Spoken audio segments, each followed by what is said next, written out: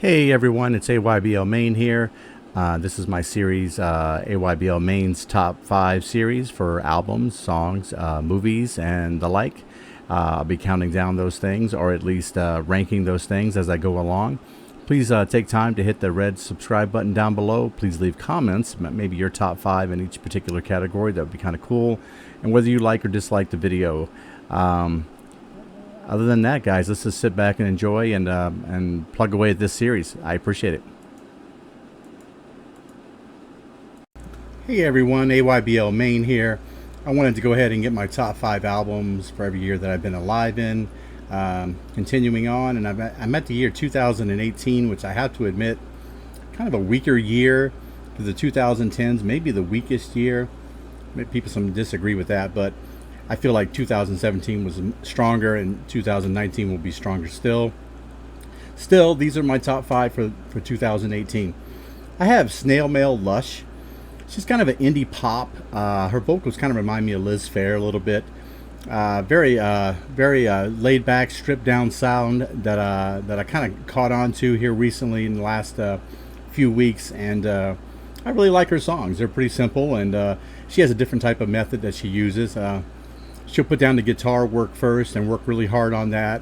Then she puts in melodies. Then she actually writes lyrics to the song, and then she just sits on it for like a whole month, and then she'll pull it back out again and play it and still see if it holds up, and if it does, then she proceeds with the album. So her couple good tunes on here I really like are Pristine. Golden Dream is very nice. Heat Wave as well.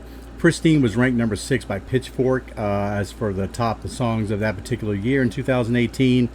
It's just a great album. You should give it a chance if you haven't heard it. So also having Kacey Musgraves, Golden Hour here. Now, I don't have a whole lot of country. I don't think I have any country at all in my top 5 albums that when I was ranking them. So this one here is kind of an alternative country, though, a little bit.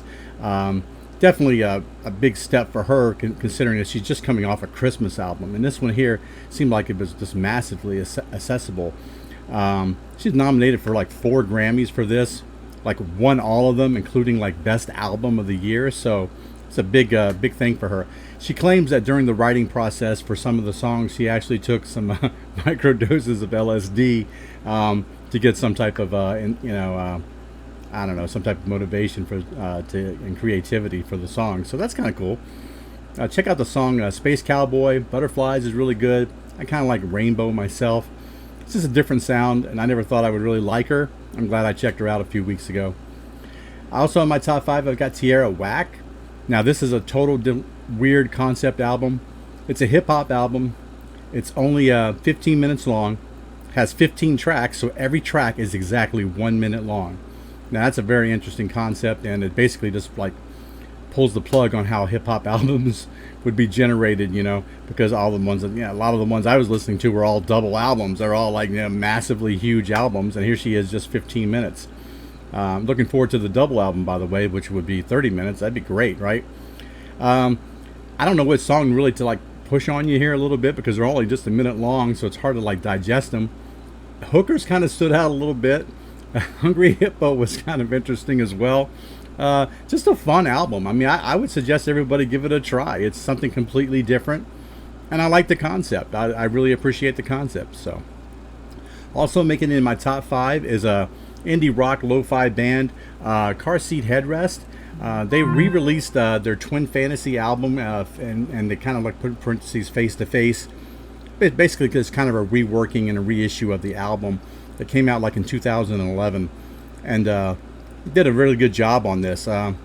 Very highly critical acclaimed, even though despite its length, I mean its length was rather large, and it's awful hard to get past that. But I do like the trilogy of A Beach, Life and Death that I thought that was really good.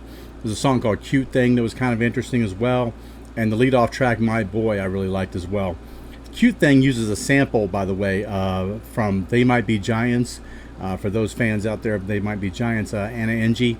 It's a very slight sample. You have to really kind of listen really hard on it, but it's there, and it's kind of interesting to note. So, but being number 1, and this is by a landslide, there wasn't any album even close of those 4 that I just listed.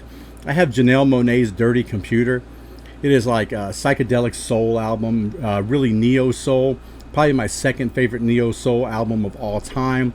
She uses a great blend of funk and R&B with her material, and it's just fantastic, guys. You have definitely got to check this album out. Tracks like Make Me Feel is really good. Django Jane is awesome. I like that.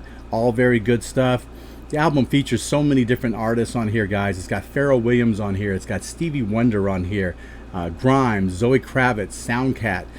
She just like basically threw everything into this album and the kitchen sink on top of that, and just came up with this great magnum opus of an album for herself. And Janelle's got her hands in just about every type of artistic endeavor. So, you know, if you don't know her, she was in Hidden Figures, which is a really great movie as well.